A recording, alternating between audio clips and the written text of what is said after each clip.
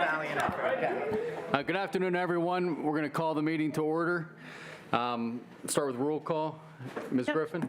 Present. Rob Perkins is present. Ms. Holland? Present. Manny? Here. All right, so you can see that we do not have a quorum tonight, which means we can still hold a meeting. We can't vote on any pending business or motions. So it wasn't anything on the agenda to vote on this evening anyway, so we'll move right into community corrections reports and start with passages to recovery. Excuse me, do you have a quorum? No. Okay. Good evening, Passage Recovery. Greg Price, Director of Operations. Current numbers are 28 clients. There's no self-harm, self-injurious behaviors, suicide or homicide attempts, no COVID cases, no recent transports to the hospital since the last report. Any questions for me? Hi, just one. Have you had any overdoses since the last meeting? No, ma'am. Okay, thank you. Thank you. All right. Renewal Center next.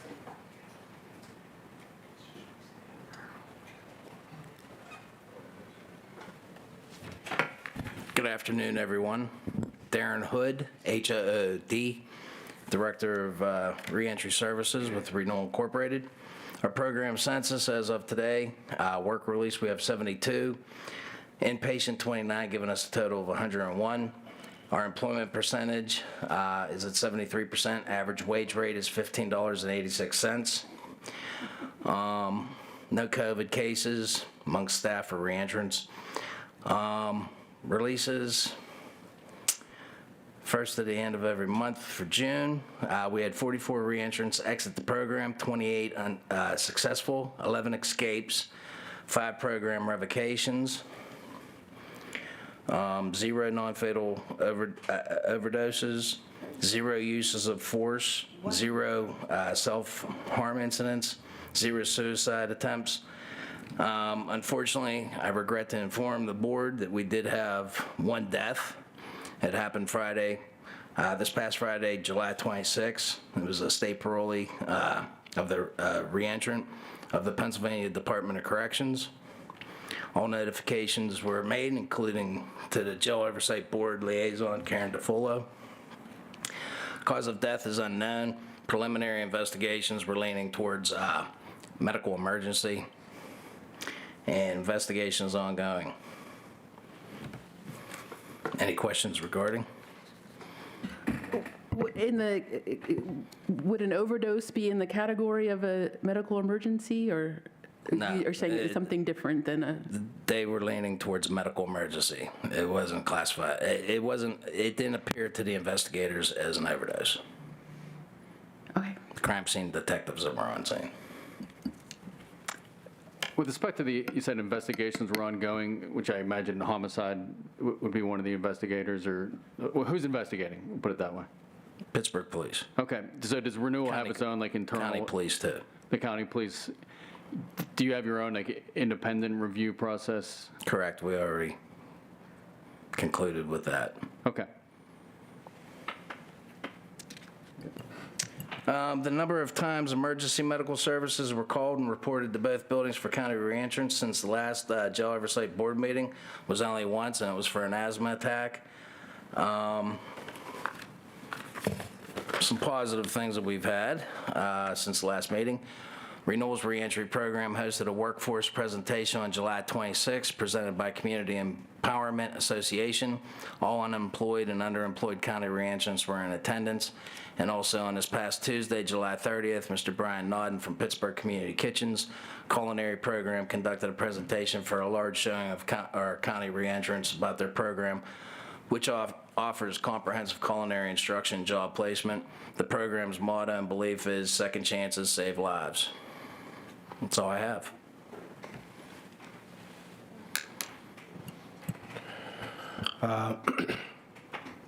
Thank you for all the information that you shared, especially, coordinating with our liaison. You've been, I think, very forthcoming and open with the information. I appreciate that, especially because we don't always get that. And I was actually going to mention that I dropped some clothes off to somebody who was recently admitted to the renewal. And the people on Boulevard of the Allies, the people who I was interacting with, were very helpful and very respectful. So I appreciated that. I had some questions about some of the protocols, especially because Bethany and I plan to visit there soon. But I actually, very much believe in giving credit where it's due, and I was looking at the report that Karen shared with the board, and I have to give y'all credit for responding as quickly as y'all did. And of course, we look forward to more information as these investigations persist. So I guess probably my main question is, whenever we do plan to visit, what are the protocols, what are the rules? Is there like a dress code? Is there a specific time? Is there somebody we have to speak to in order to, check out the renewal? I know a lot of focus is, put on the jail and deservedly so, but also, the renewal is in our purview, and so we would like to have, a little bit more of engagement when it comes to that. I'll let the Executive Vice President answer these questions. He could direct you more to who to send that information to when your time's ready. Yeah, hello. My name's Scott Johansson, Johanson, Executive Vice President, Renewal Inc. Yeah, I would really, I do look forward to you guys coming to the Renewal Center.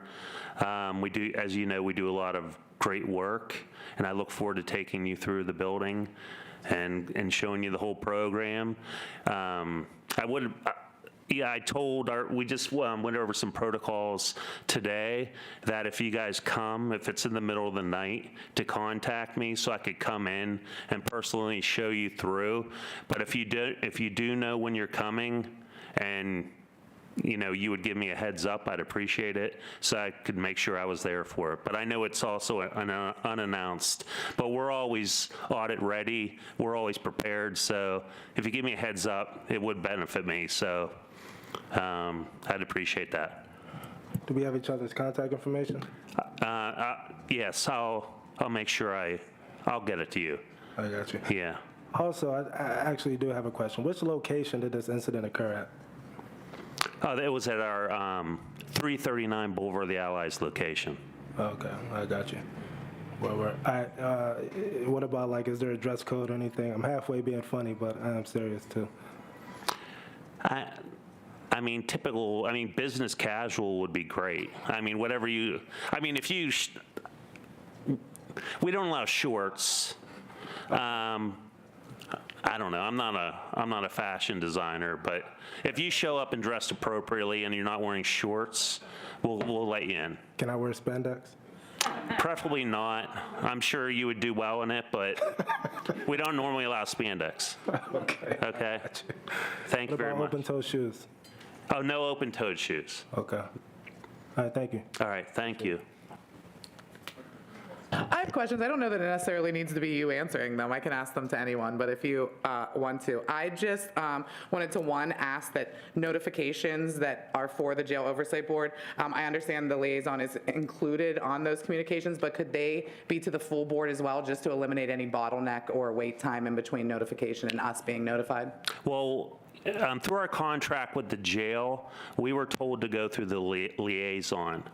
So I could talk, we are under contract, so I could, I could communicate with Connie or April Reynolds of the jail, and if that protocol, we can do anything you want, but we want to make sure that we're following our contractual stipulations.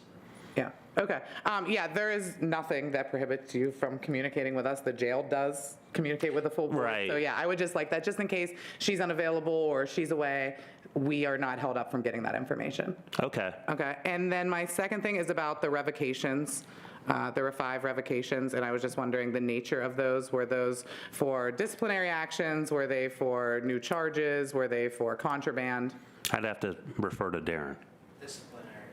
Disciplinary. All disciplinary, no contraband or charges or anything like that, just disciplinary? New charges just inside disciplinary issues. Okay. Program failure, all right. Okay. All right, thank you. Very much. Electronic monitoring?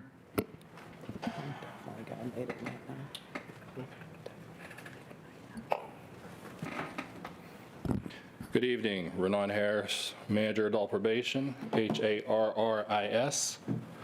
So at the end of our reporting period, we had approximately 631 supervised individuals on electronic monitoring. 91 of those individuals have successfully completed the program. 3 have absconded, 2 have received new arrests while they were on supervision, and 4 were returned for technical violations of the program. So that ends that report. Any questions? Thank you. Regarding the technical violation, where they failed drug tests or failure to report? I don't have that information to give you at that time, but Okay. usually with the violation, it could have been anything. Okay, can you just make sure that information is here for the next reporting? Sure, Thank you very much. Thank you. Thank you. We're going to switch the order of 3 and 4. It's been 2 weeks since our last meeting, so there's not a ton to report, but I thought it would be worthwhile just to briefly update everyone about what we've done as far as the subcommittees that were established last week and give some brief updates. Ms. Holm? Yeah, you want me to talk about that? Sure. Yeah, okay, so I'll update on the Incarcerated Individual Welfare Fund Subcommittee, myself and Controller O'Connor, and we think Mr. Perkins is going to be a member soon, so he was included as well. We had a meeting just to discuss, like, what are we going to focus on? We're trying to actually accomplish something, since these meetings often feel like we're talking a lot and not actually doing a lot. And so we have decided that the first issue that we're going to focus on is the issue of tablets, of which there are many issues. So if anyone has any specific issues that you or your loved ones have had with tablets, we encourage you to reach out to myself, Controller O'Connor, or Mr. Perkins to let us know about that. We, of course, have our own list of issues, and hopefully we'll be working with someone from the administration to figure out how we can solve these and hopefully try to shape what any future tablet contracts or situations look like. And we're hoping to meet regularly so we can have more to report to you each month. There was a really quick turnaround in between the last meeting and this meeting, so we're looking forward to having more for next month.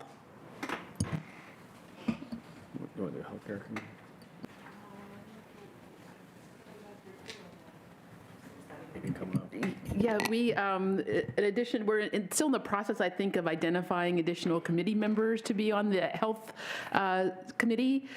We have another planning and organizing meeting coming up in a couple weeks. I don't remember the date off top of my head, but we're continuing to receive information from a lot of you about your most pressing concerns that you see for the jail.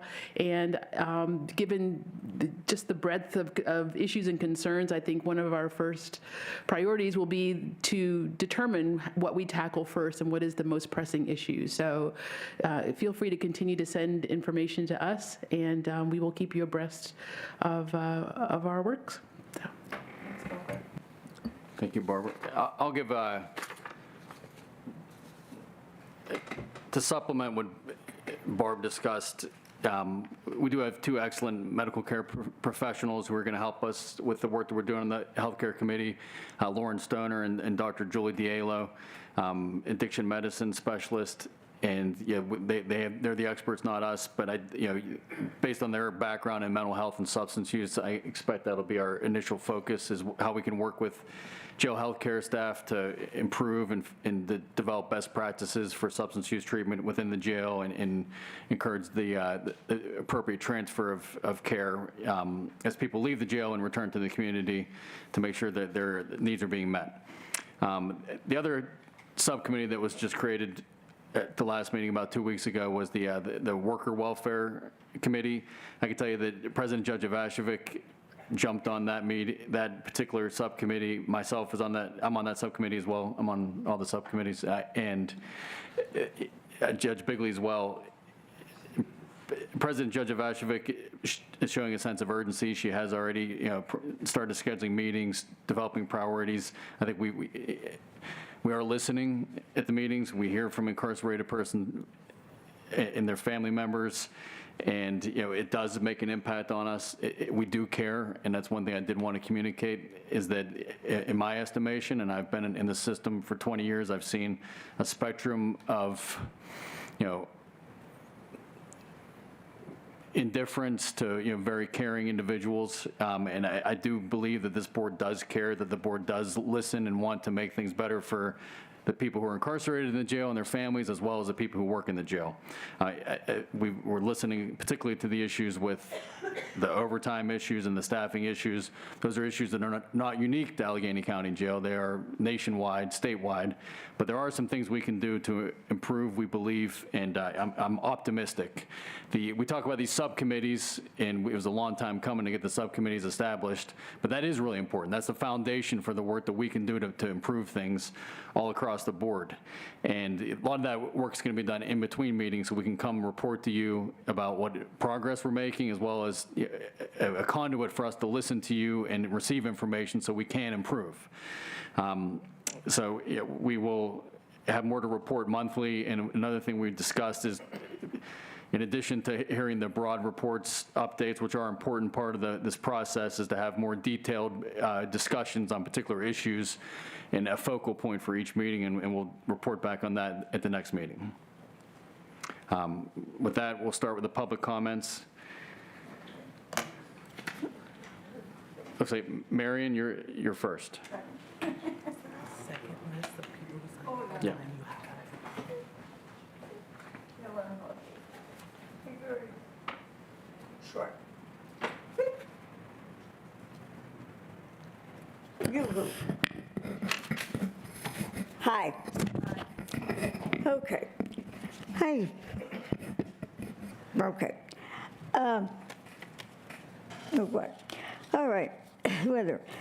Actually, I was going to start talking about why the jail should move.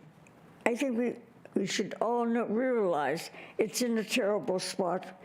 I was one of the people who was involved at the beginning of this to get that darn jail, though. That time, as you know, in my life, was quite a number of years ago. I'll be 99 next week. Anyway, then I figured that I realized, no, we don't have to move the jail. We have a prison, a state prison within Allegheny County in very close contact. I visited many times, actually starting as a child, because they used to have plants for the inmates to learn how to have a carry on. And my mother would drive me there, and we would buy plants from the inmates and to plant in our garden. Then I've been there as the ACLU and in Prison Society many times. It's a perfect place for the jail to be. You've got an outside, a closed-in. I mean, what's the word I'm thinking of? It's an outside. They can get outside without being outside. It's tremendously good.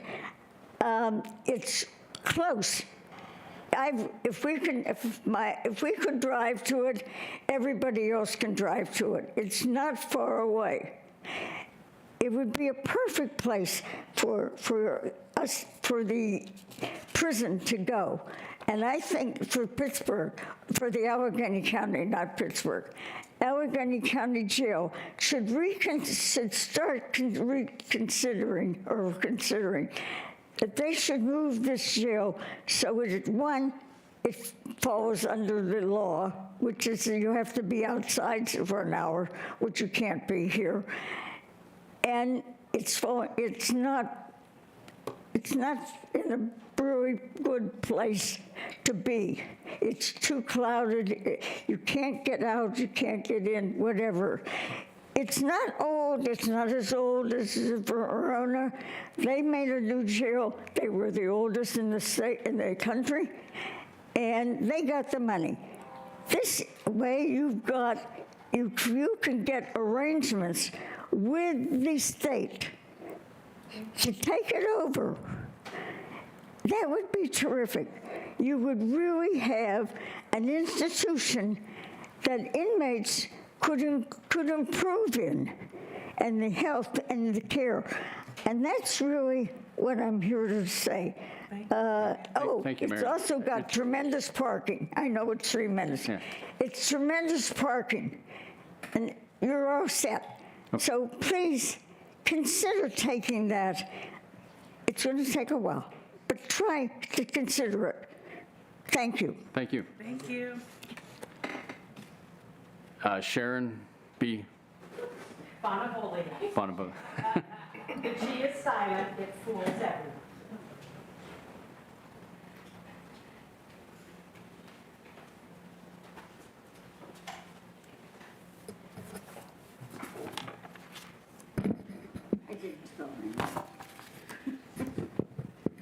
I think they know how to spell your name already, Mrs. Damon. We at Penn would like to thank Judge Bigley, even though she's not here tonight, for visiting the jail the day after the last JOB meeting and providing an informative report. It is our hope that all of the JOB members will make that same commitment. What you, the board members, do here and in between these meetings with these subcommittees makes the difference between life and death for our neighbors residing in the Allegheny County Jail and its subsidiaries.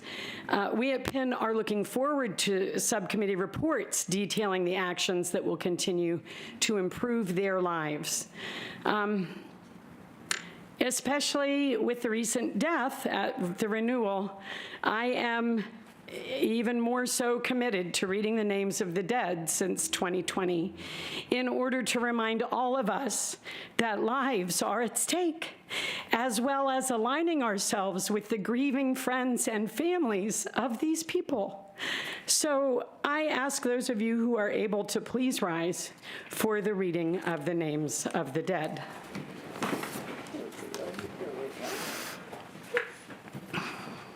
Richard Lenhart, Robert Blake, Cody Still, Daniel Pastoric, John Brady, Martin Buchek, Robert Harper, Vinkley Harris, Justin Brady, Paul Allen, Roger Millspaugh, Paul Spisak, Gerald Thomas, Jerry Lee Ross Jr., Victor Joseph Zelenek, Ronald Andrus, Anthony Tallada,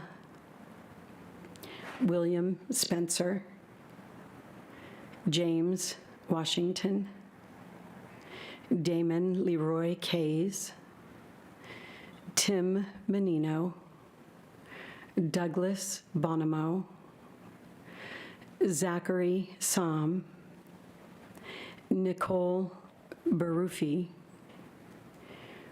Richard Shuba II, and tragically, the addition of Terrence Clowney. Sharon Bonavolia, Penn, Bonavogia.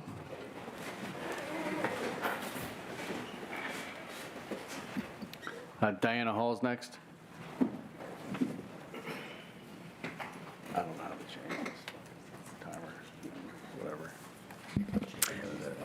Diana Hull from Penn. First of all, I would like to thank the jail administration and the JOB for the time change of the medication of Suboxone from the middle of the night to the hours of 8 to 10 p.m. That is a welcome change, so thank you. And I would like to thank Assistant Deputy Warden Connie Clark. I applaud your initiative to open the jail to those community agencies and volunteers that are willing to get the appropriate clearances and to help people in the jail to register to vote. Thank you.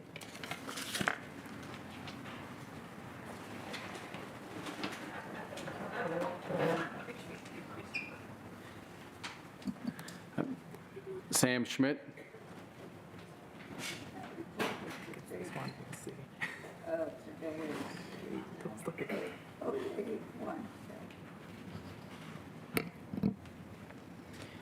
Hi, everybody. My name is Sam Schmidt. That's SCHMIDT. I'm here to leave public comment on behalf of myself. I went through the reports that Ms. Hallam and Manny submitted after their last visit to ACJ, and to say that I'm disturbed by those reports is an understatement.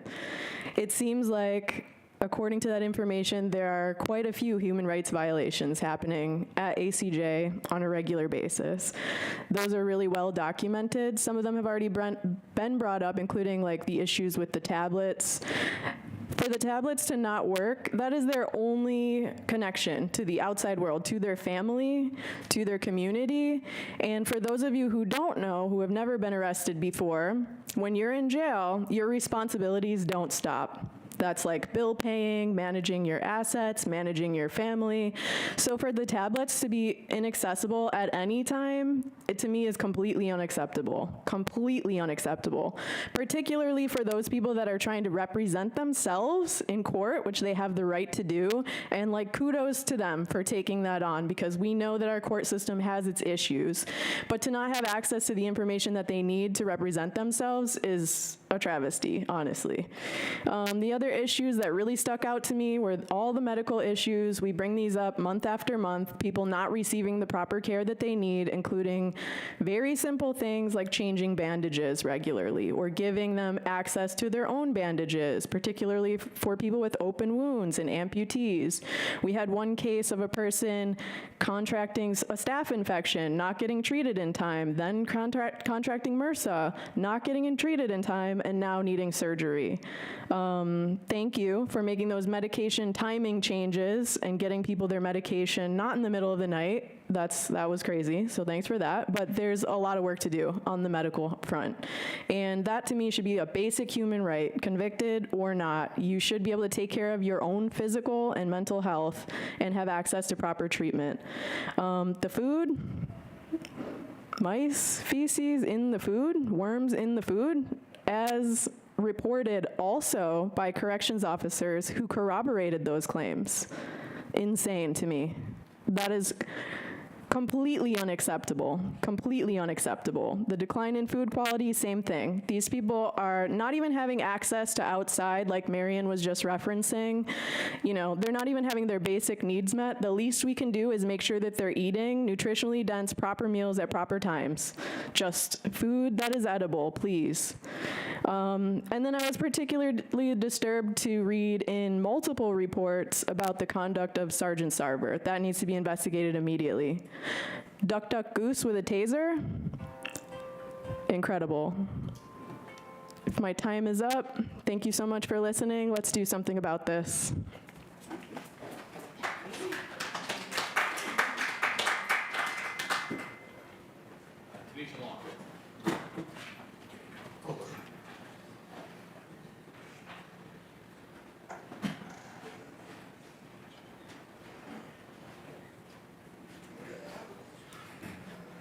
Tanisha Long, I don't gotta spell it, do I? I feel like y'all got it by now, but if you really want me to, I will. So yeah, I'm here to talk a little bit about the visits, the jail visits that Manny and Bethany do, and the jail visits that we expect every member of this jail oversight board to do. I was pleased to hear that Judge Bigley located the jail, God bless Google Maps, to do a visit. But what we read online and what we're hearing about a lot of these visits is that some people believe that these are being used as social visits. That's not true. I promise you, if anyone wanted to do a social visit, the jail is the last place they would perform those. But what a lot of people don't understand is that many of us, jail oversight board members, myself, people in this audience, have people who are incarcerated. And those people have the same needs as every other incarcerated person. The only difference is that you likely don't hear about the needs of other incarcerated people because they don't have people on the outside to advocate for them. Special attention seems to be paid to who Manny and Bethany visit. And a lot of the reasons for that is because people who are employed at the jail feel it is their job to report back to members of the press and members of the public who Manny and Bethany are visiting when that information should be private. It's no one's business. Above and beyond that, whoever is on that list for a reason. Someone could be related to me, someone could be related to you, someone could be related to a jail oversight board member, they could be my loved ones, they can be anyone, and they are facing the same conditions as every single other person in that jail. It's not social to address those concerns. More importantly, it highlights the fact that our jail oversight board members are overtaxed when they make their visits because the people incarcerated are not receiving the type of care, attention, and support that they need from existing jail staff and even our liaison.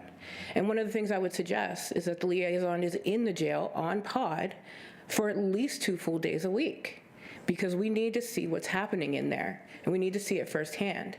And as someone who had a loved one who had a tablet that was broken for a month, I know for a fact that trying to get a message out of that jail without a tablet is near impossible. If you're on lockdown, the only way you're able to use a phone is when you are allowed out. They went 24 hours without even being able to make a call. If something happens during that time, and Manny and Bethany don't happen to walk by, no one's there to help them. They can't get messages out. And they also don't have any proof that they sent a message to liaison. So I think it's important that that job involves substantial time on pod. And I also think people need to mind their own business when it comes to who Manny and Bethany are visiting, because my loved ones, your loved ones, and any other loved one has a right to have a visit by a jail oversight board member without anyone's obstruction or without their prying eyes. Thank you so much.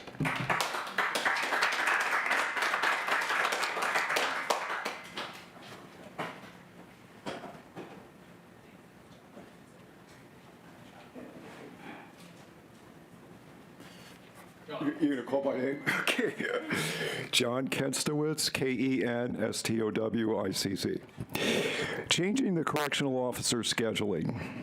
The basic problem of how the administration has scheduled our correctional officers is that they have ordered 40 forced overtime hours for many of our officers over a 5-day period. This violates almost every human resources principle and is a human resources nightmare, stimulating very high turnover. And the question of how are our officers going to grow as professionals, getting 3 to 4 hours of sleep every night. Of the 58 recruits who have been hired since September of 2023, 30 officers have already left employment, primarily because of this 80-hour disincentive. A plan that will work is to hold the forced overtime to 2 days a week and then create incentives for officers to work the extra hours that need to be worked. Holding the forced overtime hours to 2 days a week will give officers the opportunity to have a reasonable sleep cycle and will give the officers an opportunity to enjoy their 6th day of the week with their family instead of sleeping the day to catch up from the 5-day forced overtime work week. With officers working a maximum of 2 days of forced overtime a week, officers will not use FMLA and will work extra shifts. With officers not working 80-hour shifts, call-offs will significantly decrease because the officers' sleep cycles will be much more reasonable.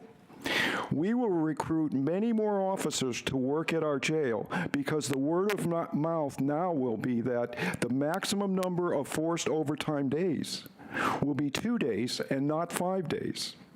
Our county executive needs to follow through with her commitment that she made in her campaign to the voters in Allegheny County that she would, quote, fix the jail and confront the staffing crisis. We are asking our county executive to raise the overtime pay from time and a half to double time pay for volunteer and forced overtime and create a $500 bonus for no call-offs in a 3-month period. These two incentives target the forced overtime problem and give these officers and families an award for working these long, dangerous, grueling hours. It is the most realistic, low-cost solution to this problem. With these two incentives, many other officers will choose to work overtime to help their peers achieve this goal of there being only 2 forced days a week. After my presentation, our union president will crunch the numbers for you to show you the feasibility of our plan. The county is $10 million over budget for the jail. This money could be used to correct this overwhelming staffing problem. The writing is on the wall that our families of correctional officers want this 80-hour-a-week schedule stopped, and stopped now.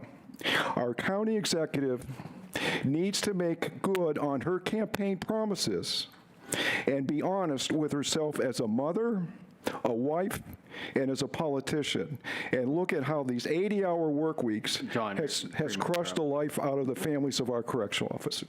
Thank you.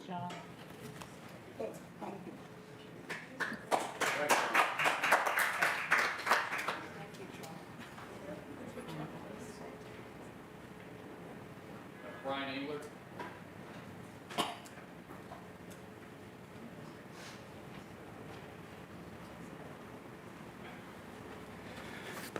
I am Brian Englert, E-N-G-L-E-R-T. I represent the officers at the jail as their union president.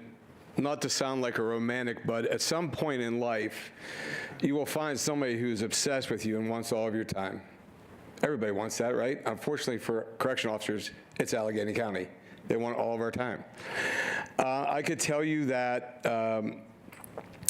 in the month of June, before call-offs and hospital runs, the jail came in understaffed, 2,241 shifts. They came in needing that amount of people to work a regular schedule. This isn't new. This isn't 6 months old. This isn't a year, 2 years. This is 5 years now. December of 2022, to avoid understaffing and lockdowns, the jail voluntarily offered double overtime. If people signed up for it, I sign up every single day. I couldn't get in for overtime. I couldn't get in. And I sign up every day. I've never had a problem getting overtime. Double overtime is a solution that will work and will reduce the amount of forced overtime to 2 days per week per officer. Out of all those shifts work, it's almost 19,000 hours of overtime for the month of June. Guess who worked 22% of that? The 30 officers that started since September worked 22% of that overtime. Do you expect them to remain employed in a year? They're not. That's why you're losing them. To our south, West Virginia is offering $2,000 retention bonuses to start at their state juvenile facilities. And they start you off more than we make in Allegheny County. I'm sure they do not have the tax base Allegheny County has. And if the county says they don't have the money, just realize this. When you can't cover the shift with an officer, the overtime is offered to a sergeant who makes far more than us. But the difference is they get to cherry pick where they work. They're not going to work a housing unit. They're not going to work the hallway. They're not going to work the spots where you actually need officers. So they'll take the jobs from us that we would sign up for, but guess what? You came in needing 2,300 spots that month. So now the sergeants are going to make that overtime, and they're not forced to work it. Yet we are. I also ask that you take a look at the litigation on the lockdowns. When this overtime was offered as double overtime, you were not currently bound by any lawsuit to prevent lockdowns, but now you are. This isn't the union complaining for the 5th year in a row that we're understaffed. This is the union saying, you've already used this solution in the past, which is pay out double overtime for anybody that's signed up for overtime to ease the burden on staffing, and now you're court ordered to ease the burden, and nobody wants to talk about it. The common answer we'll get is that we're currently in contract bargaining. Anybody that knows labor law knows you can step away from the table at any time and work something out. This could be a temporary agreement until the next 3 classes the jail is running gets put on full time. And hopefully by then the 2 forces a week will ease the exodus of officers leaving after their first year. These are very valid solutions and I encourage you to explore them. Thank you. So right.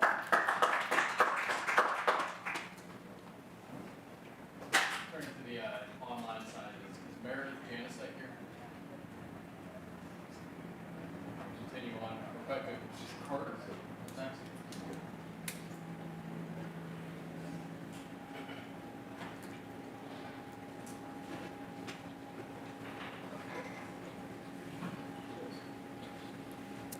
Hi, Rebecca Carter, REBACCA, CARTER. I wanted to take my time to talk a little bit about some things that were brought up in some JOB members' unannounced visits and also brought up by incarcerated people themselves as they were leaving Allegheny County Jail, which is the strip searches at the jail.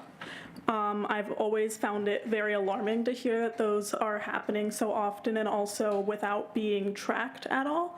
And then in the March 11th report by Manny and Bethany, someone reported that they were excessively strip searched, them specifically, and also taunted during that process, which I've also heard personally from someone who had been recently released from the ACJ.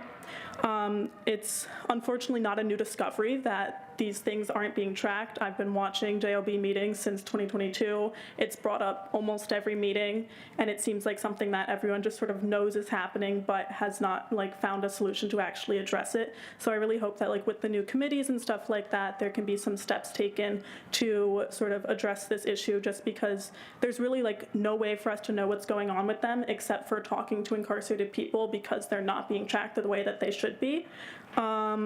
And the jail's unwillingness to address these untracked, untraced strip searches is just deplorable. We don't know when they're happening, why they're happening, how often they're happening, who's doing it to who, and yeah, it's just deeply, deeply concerning that this is happening, especially when someone is in such a vulnerable state while they're being strip searched.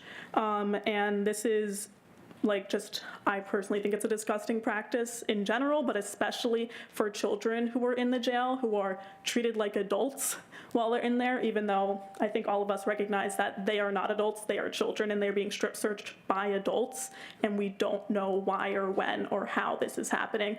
So I really hope that we can all sort of focus on putting this on the list of priorities to address, because I think it's something the public and people who are currently or formerly incarcerated have been bringing up for a couple of years now. Thank you.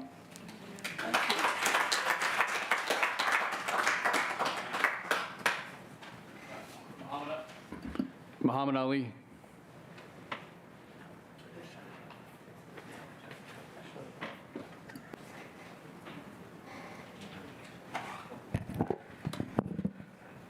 Good evening. My name is Muhammad Ali, MUHAMMAD-ALI, and today I will be discussing the findings of the reports forwarded by Council members Manny and Bethany Hallam.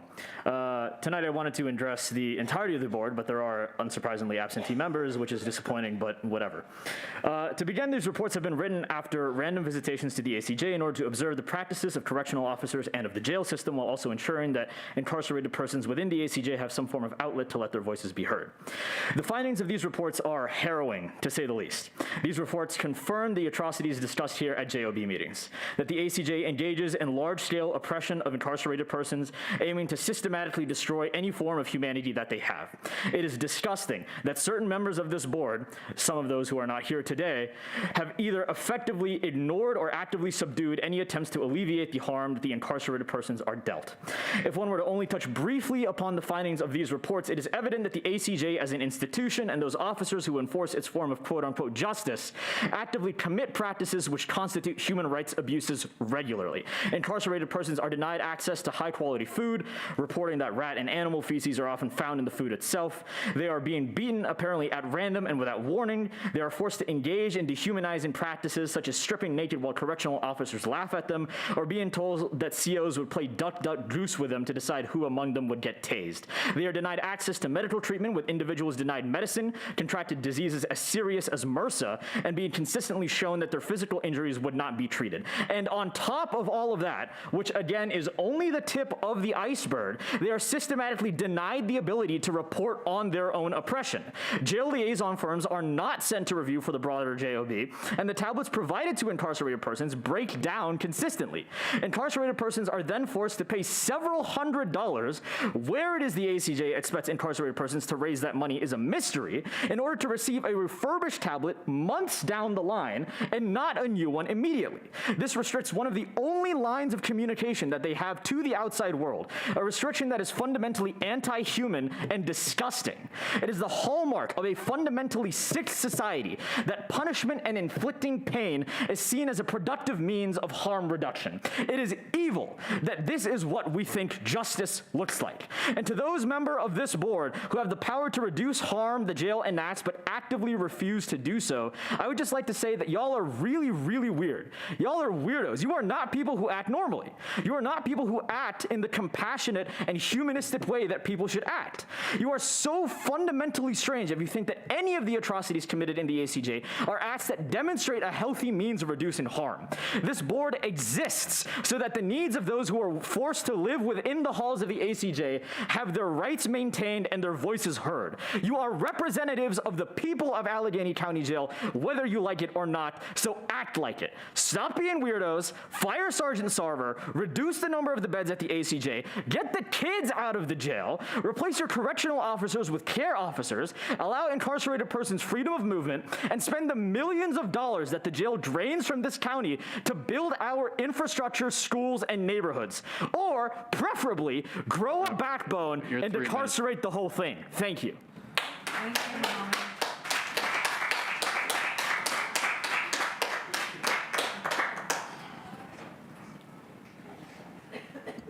All right, Warden's report.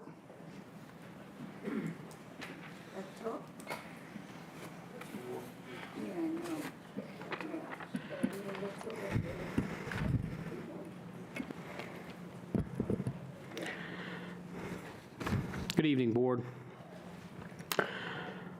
Like many county departments and other businesses and entities worldwide, we were affected by the CrowdStrike update on Friday, July 19th. We experienced technological issues that required us to cancel visits for that day and work on solutions to get our systems back online. In the corrections profession, we remain ready to experience the unknown. I was very pleased with the ACJ team and how they responded to the adversity that came with our network being disabled. When you become reliant on technology, it can make operations very challenging. The team had to adjust and come up with plans to conduct our operations, communicate, and ensure that basic needs of the residents and staff were being met. We notified the board when this occurred. Thanks to the hard work of our dedicated staff and the other county departments, we were able to restore OMSE that evening and held the contact visits on Saturday. We also notified the board when OMSE service was restored. I had staff members who worked through the weekend to restore computers, and they are to be commended for their efforts in ensuring this disruption was as minimal as possible. We were pleased to welcome Mr. Perkins to the jail last week for a facility tour. We would like again to extend an invitation to any member of the board to reach out to our leadership team if they would like to schedule a tour of the facility. That's all I have for this evening, and I'd like to turn it over to Chief Beeson for his report. Thank you, Warden. Staffing update, our current academy continues on with 21 cadets who are scheduled to graduate Friday, August 23rd, and our next academy class will begin on Monday, September 23rd. That next class is still going through the hiring process, so we don't have solid numbers yet. Currently, we have 26 males, 1 female, with 300 Bs awaiting transfer to the PA Department of Corrections. Also with 300 Bs, we have 7 males with detainers and 10 males with open cases. The longest wait time on a 300B received on May 17th, and the shortest wait time is from July 23rd. Currently, we have 21 federal inmates in the ACJ, 15 are United States Marshal holds, and 6 are federal transfers for Allegheny County Court. And finally, there were 0 individuals on a hunger strike for the reporting month. Deputy Clerk will continue the report. Thank you, Chief. Good afternoon. For chaplaincy and pre-release, on July 8th, the Chaplaincy Department welcomed Chaplaincy Service Coordinator Deacon Keith Condrich.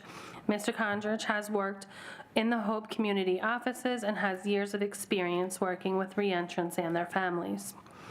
The Foundation of Hope has been selected as the recipient of donations for the Community Presbyterian Church of Ben Avon's annual Jazz Festival fundraiser.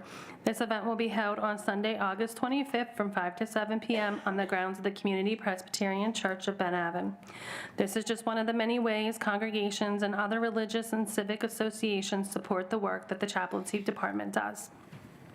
Discharge and release. The Discharge and Release Center assessed 343 individuals and distributed 68 boxes of Narcan, 110 fentanyl and xylazine test strips, 598 condoms, 502 bus tickets in the month of July. The DRC continues to make referrals and connect individuals to services in the community.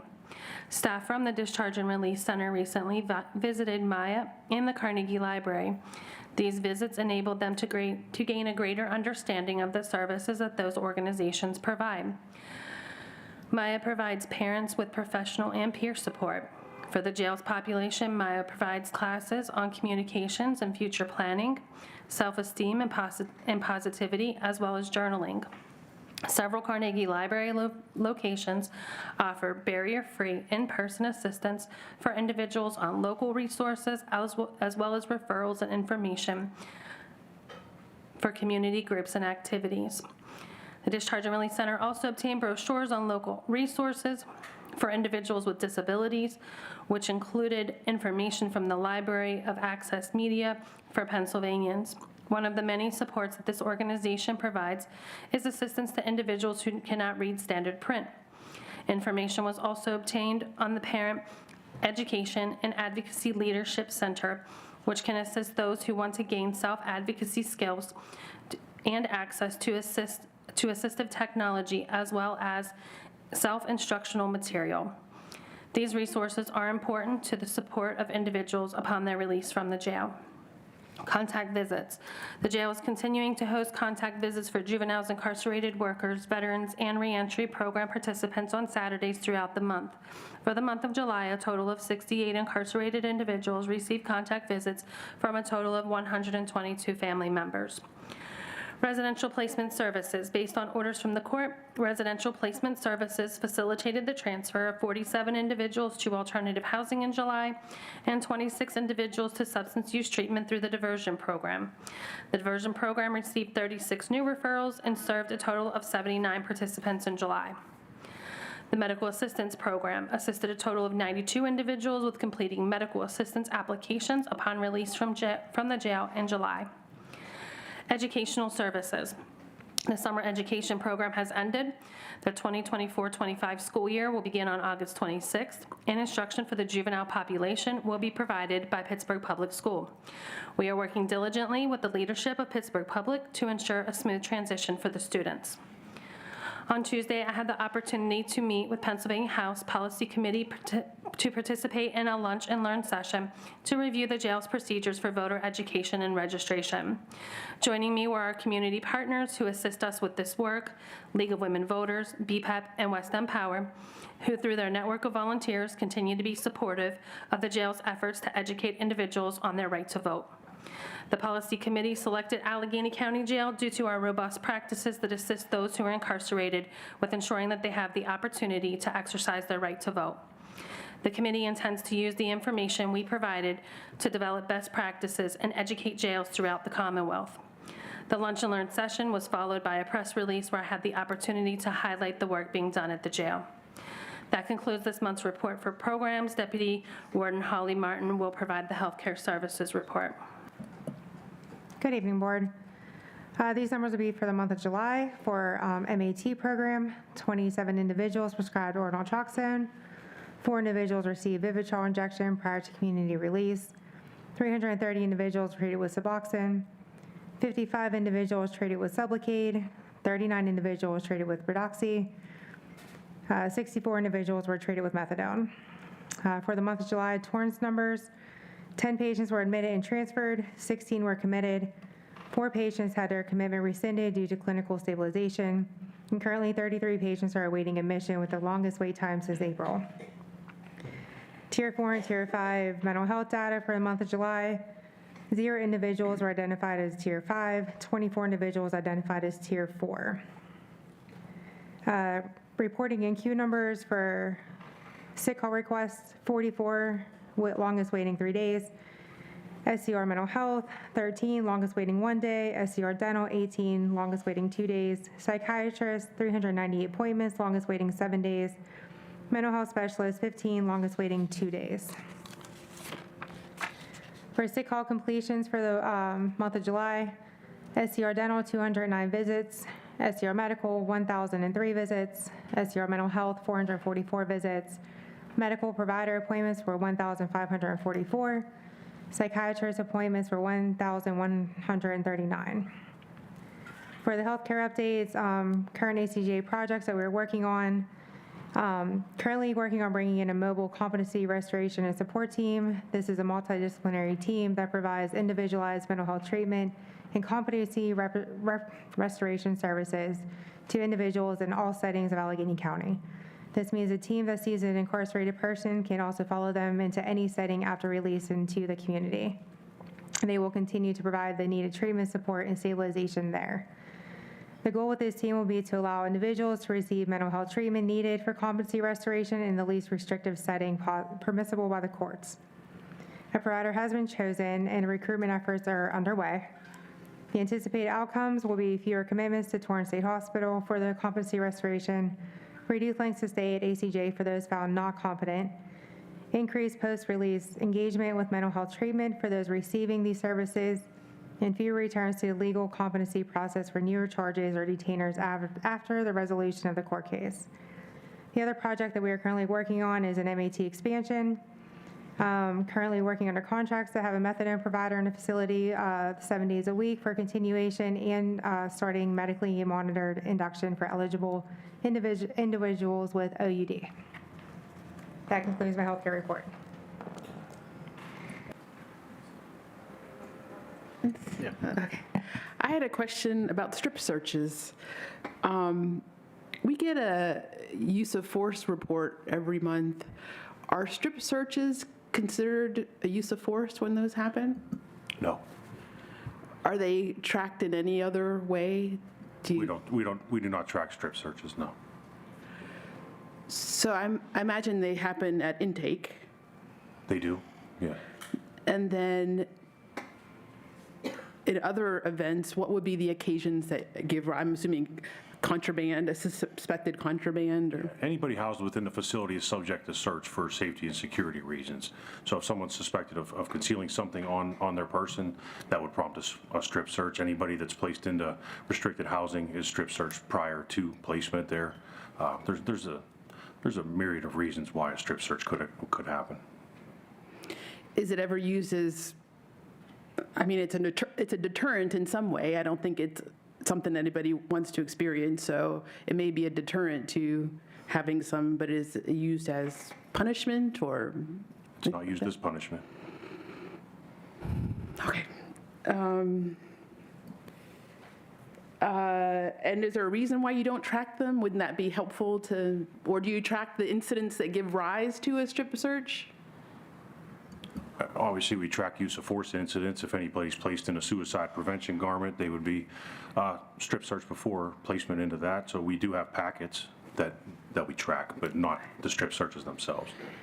Okay. All right, that's all I have for right now. I had a few questions for Deputy Warden Martin. I usually have more time to review the reports before the meeting, but I did not have time today. But you listed people under various forms of substance use treatment for opioids. What is the total number of people who are receiving some sort of treatment for opioid use? I just have to add up all those numbers that are listed here, honestly. What page is that on the report? Oh, yeah, it would be in the my report here. Okay. I think it was emailed to us before the meeting.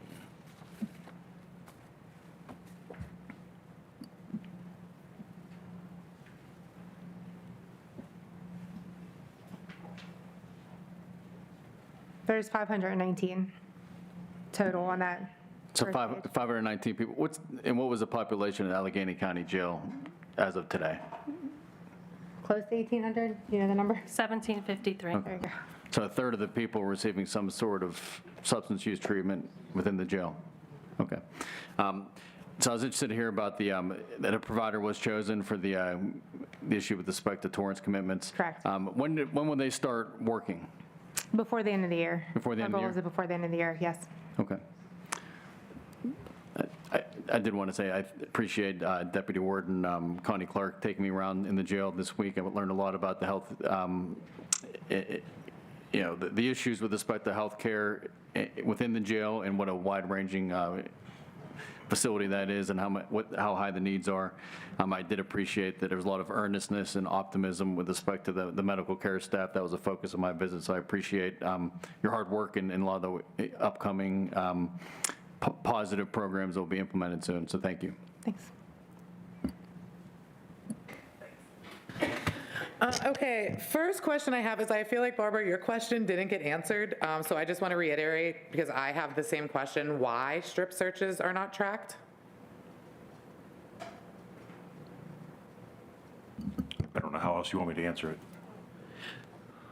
I don't think you gave any answer as to why there's no tracking done for the strip searches. And I would even understand, I don't want to speak for you, Barbara, but I would even understand if we're not tracking, everybody gets strip searched when they entered. I know that. I've been strip searched entering the jail.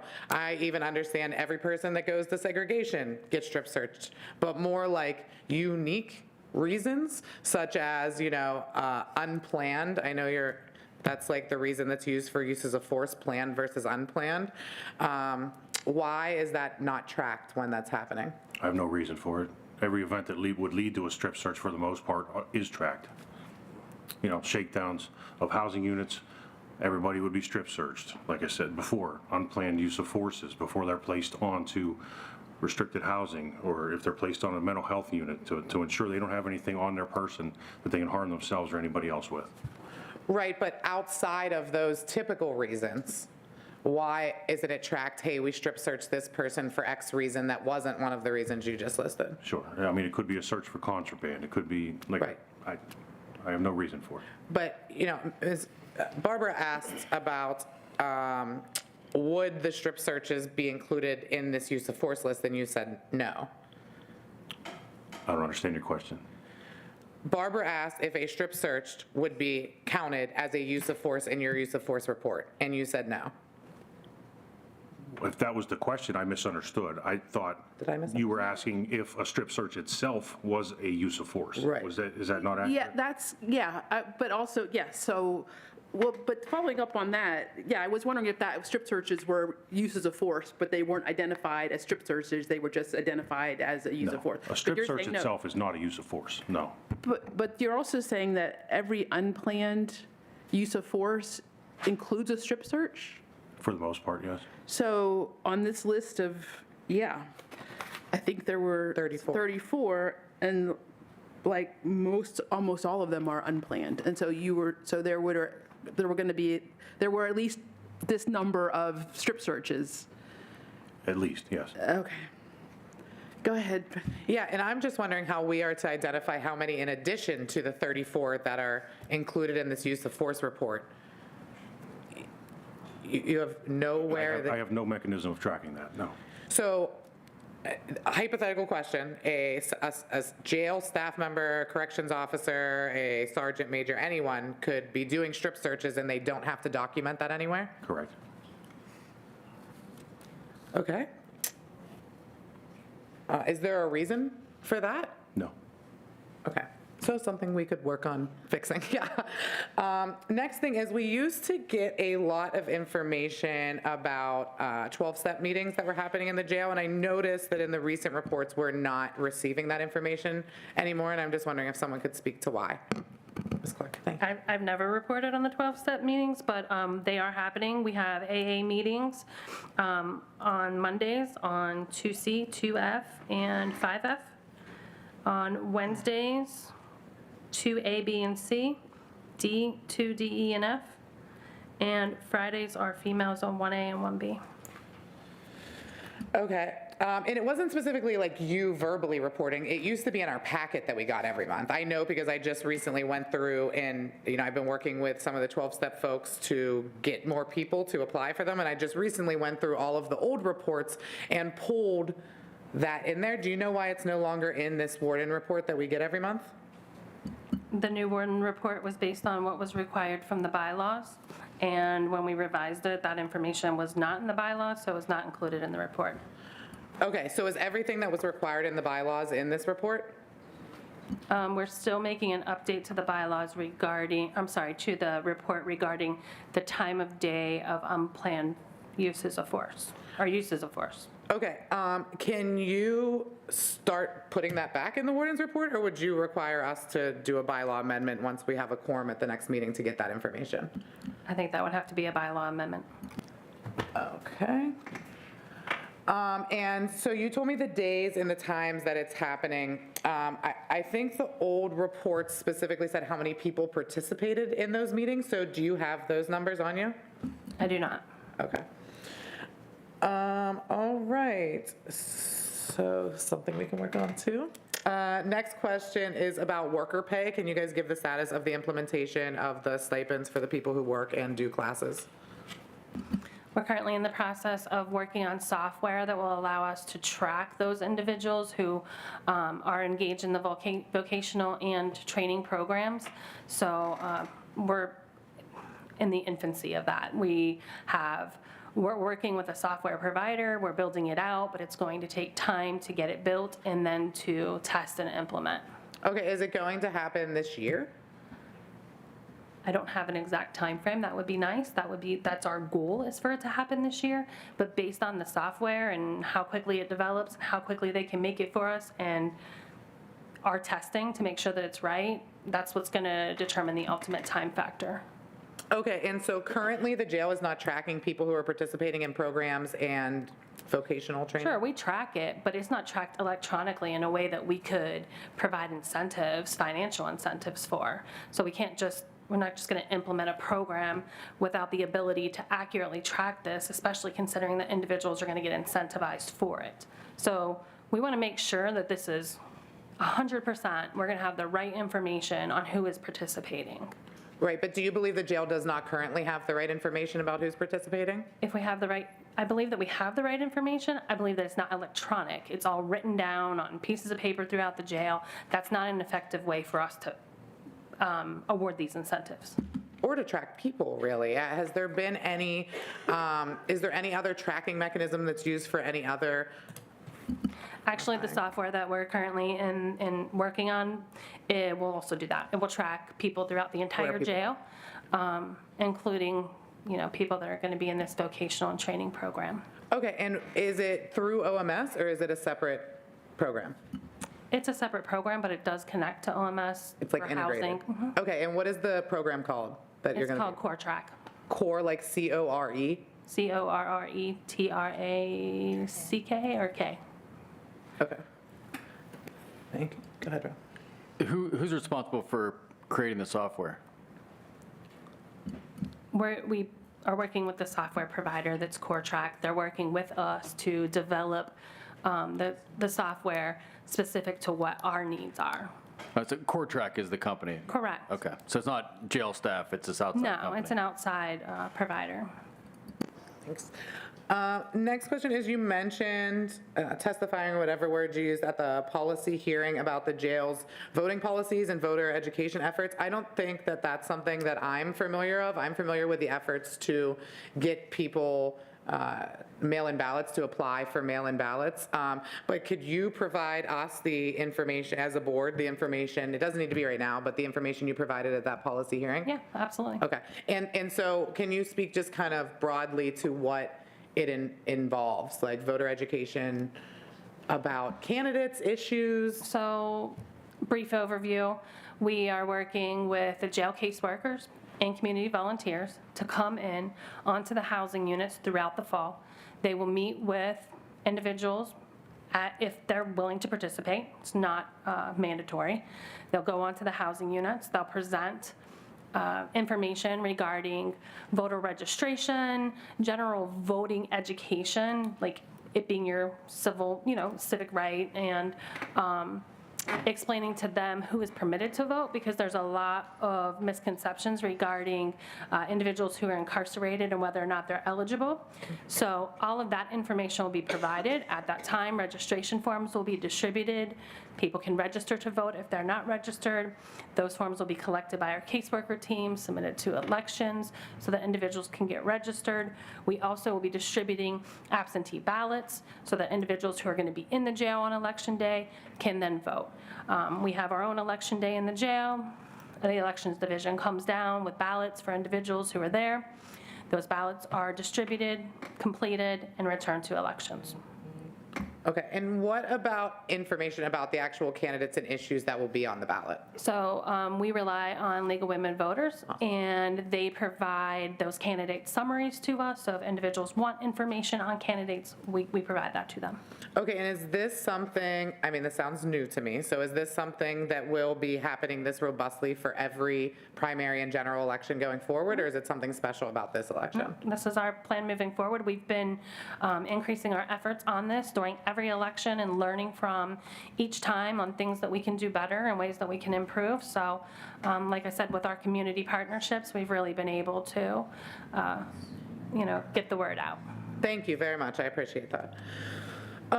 My next question is about releases. So can somebody speak to what times on the weekends, which days and times people are released from the jail? 8 a.m. to 9 p.m. And that's 7 days a week? None on Sundays. No releases at all on Sundays? We very rarely have releases on Sundays just because of the court schedule, but if we do, they generally are released pretty early on Sundays. In the morning, okay. And I'm asking because I know we have talked months ago and continuously since about people getting their money on their books when they're released. And just this Sunday, I met a guy near the jail who was released on Saturday and was told he had to come back on Monday. And so I hear this often. This is just one specific anecdote.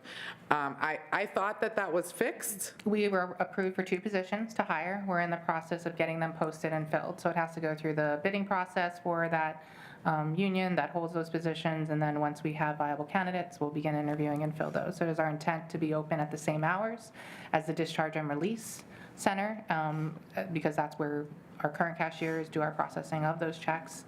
So that's our plan. So as soon as we have an update on when those people will start, we'll be moving to cover the exact same hours as our DRC with our cashiers. And what are the hours of the Discharge and Release Center? 8 a.m. to 8 p.m.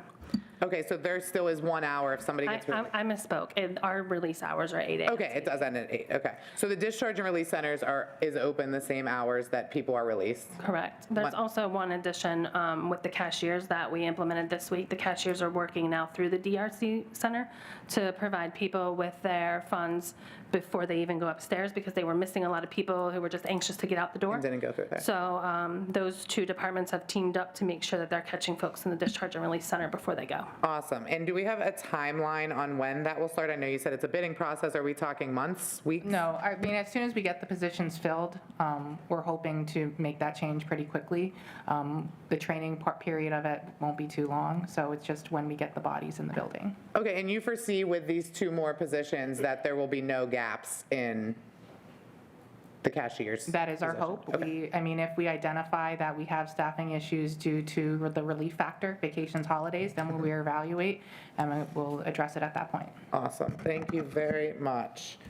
My next question is about and I did, at the last meeting, I was instructed if I had individual questions to send them over via email, which I did.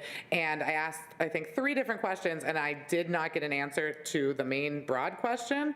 Deputy Warden Martin, if you could speak to the rest of those questions, if I can reiterate them for you if you want, but specifically how long it takes somebody to receive medication once they are admitted through intake. So how long, if I walk through the door of the jail at noon today, how long will it be until I receive the medication that I am prescribed? So, that's really hard to give you an exact number. It could be dependent on a medication. It could be dependent on where you're on a process. There's a lot of factors that go into play on that. Yeah, is there a reason that you didn't answer that in the email? Nope. Okay. I wasn't in the building yesterday, so I wanted to make sure the patient was taken care of, and Yeah, I'm just trying to make this process run smoothly and Yep. do what was asked of me, and then when I don't get any acknowledgement of those questions, it is very frustrating. Gotcha. So I didn't know if there was another reason. But could it be days before somebody receives medication that is prescribed to them after entering the doors of the jail? from entering the door, possibly. Okay. Our goal is to never, have that happen. And But, are I mean, it you could the be person possible. to alert when I get word from somebody that happened? It is you? Okay. Okay, my next thing is about the forms in general.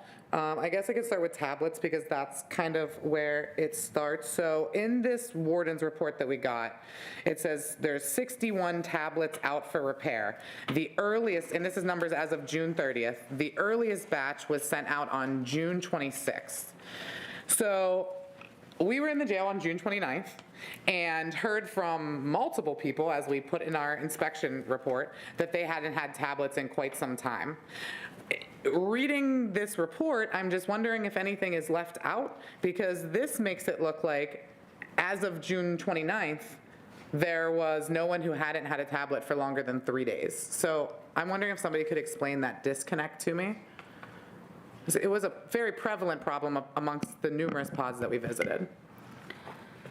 So if you read the top of the report, it says that it gives you the number of individuals who are in the jail as well as the number of tablets. So yes, we have been short tablets despite the repair times. Okay. So we're starting out short, and then tablets are being sent out. So it's a combination of those two factors. But what I'm asking, and maybe I'm phrasing it wrong and someone could fix my phrasing of it, is we were there on June 29th. Okay, that was the day before these numbers were reported. We heard from people whose tablets had been out for repair for a very, very long time. According to this report, it says the earliest tablet would have only went out 3 days before we were there. I would need individual names to be able to look up what happened with their tablets and what the status of it was. If you have those, I'll be happy to look it up. Okay, I mean, I would say it was somewhere near 10 separate people, so I can send you the individual names, but it's just concerning to me if I can't trust the numbers that are in the report that were given. I understand, I just need the names to be able to investigate it. Sure, I can do that, but I am reading this right, that this is alleging that as of June 30th, the longest a tablet had been out for repair was 4 days. That's what this report is saying? Correct. Okay. And you're saying that is separate from people who just haven't received tablets yet? That's what I'm saying, yes. Okay. Is there, I'm increasing, again, I know this is an issue we're going to focus on, and I reached out, hopefully we can meet in the next week or so with the committee about this. So I'm just trying to figure out some things in the meantime. If there's no objections from the other members of the board, I would like the liaison to, at least daily during the weekdays, check each pod to make sure they have all the paper forms of things that are available on the pods. So that would be grievance forms.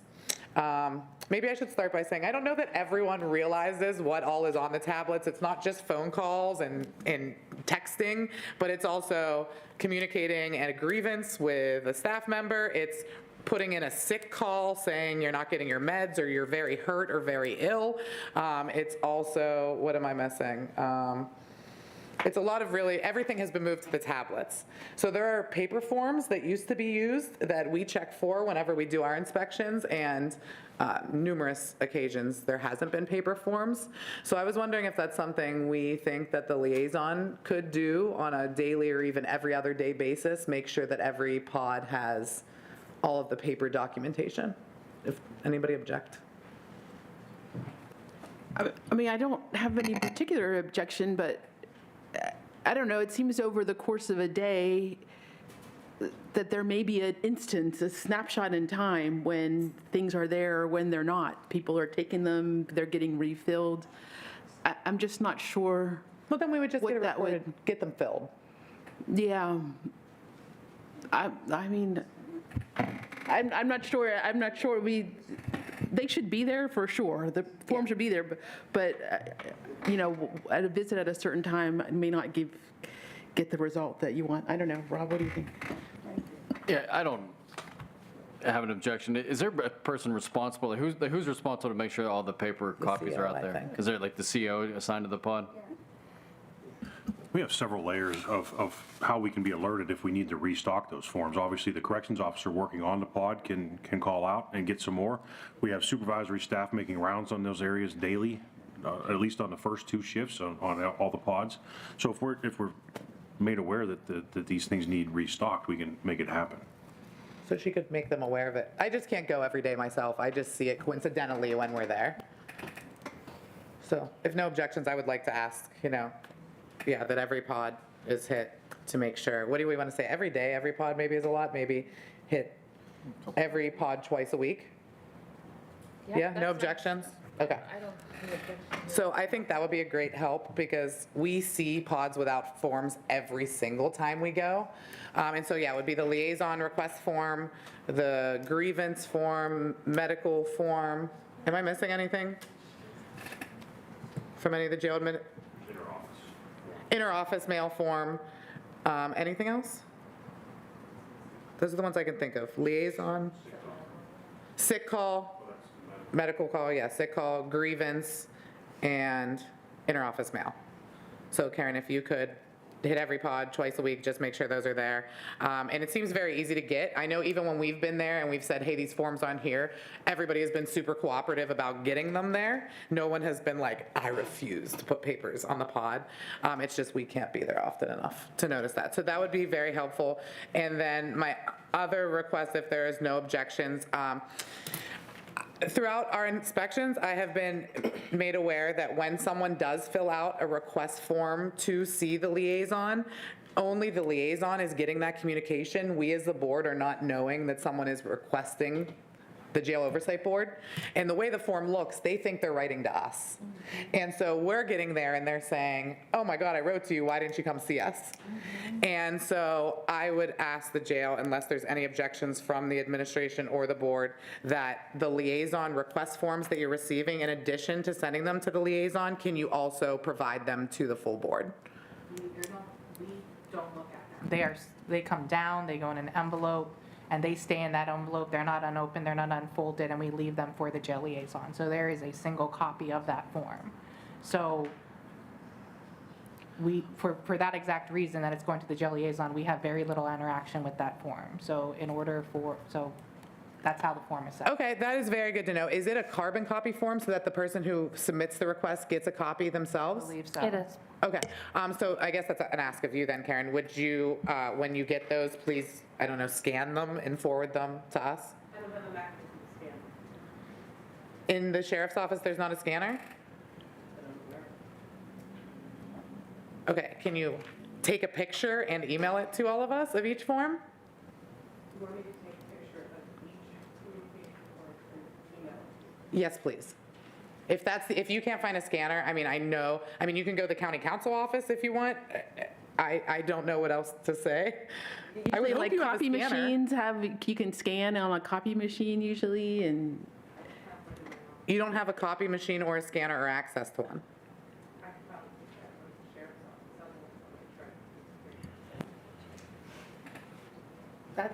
that's surprising, but yeah, you should be able to find a way to get those to us. That would be helpful. Yeah. Okay. And that is all I have. Maybe. Other than commending Inns on getting the Torrance list down, so, thanks. Can I ask one more question? Deputy Warden Martin, who was awarded the contract with respect to the Torrance-related issues?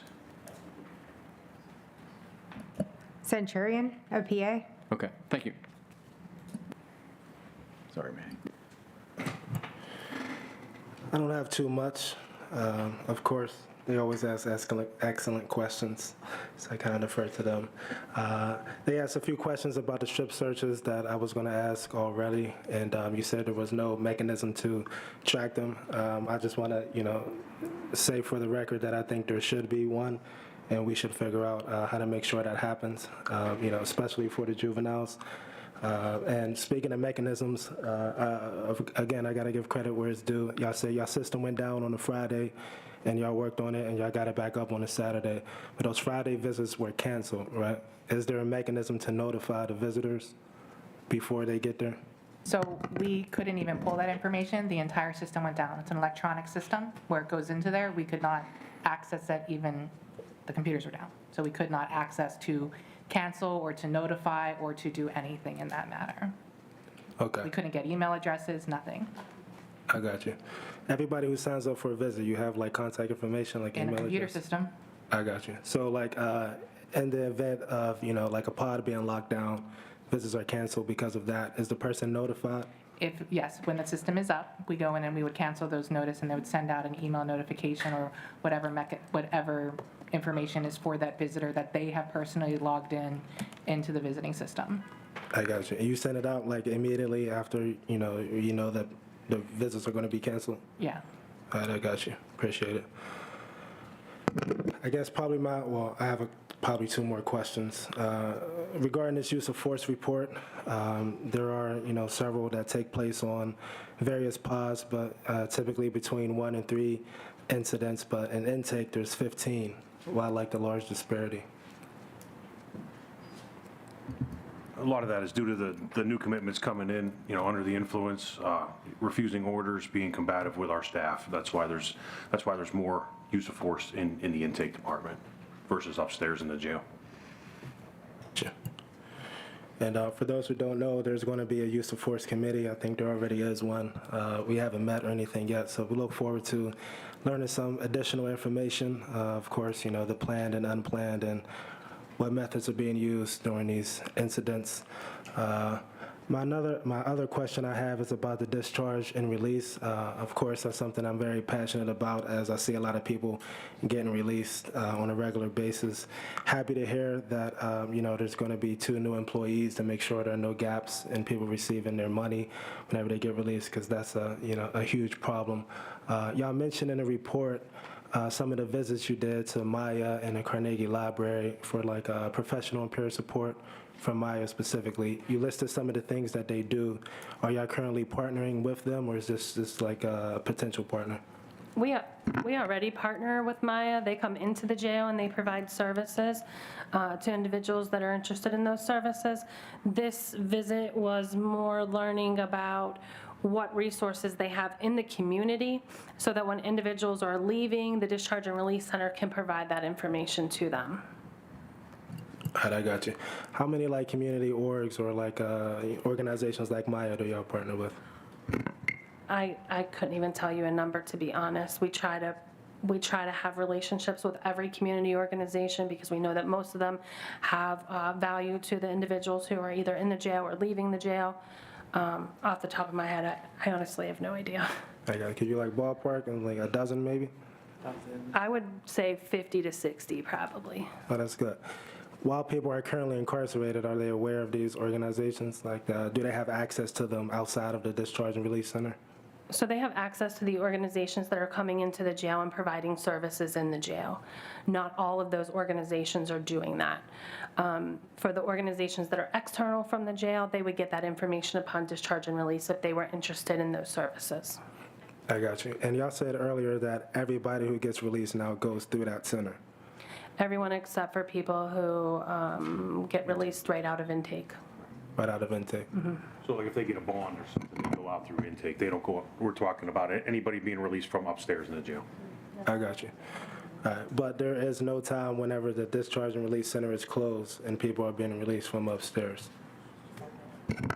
It could happen on Sundays. If there were individuals that were released on Sundays, there's not coverage in the Discharge and Release Center on that day. But There's also very few releases on Sundays. I got you. All right. Yeah, I think that's it. Thank you.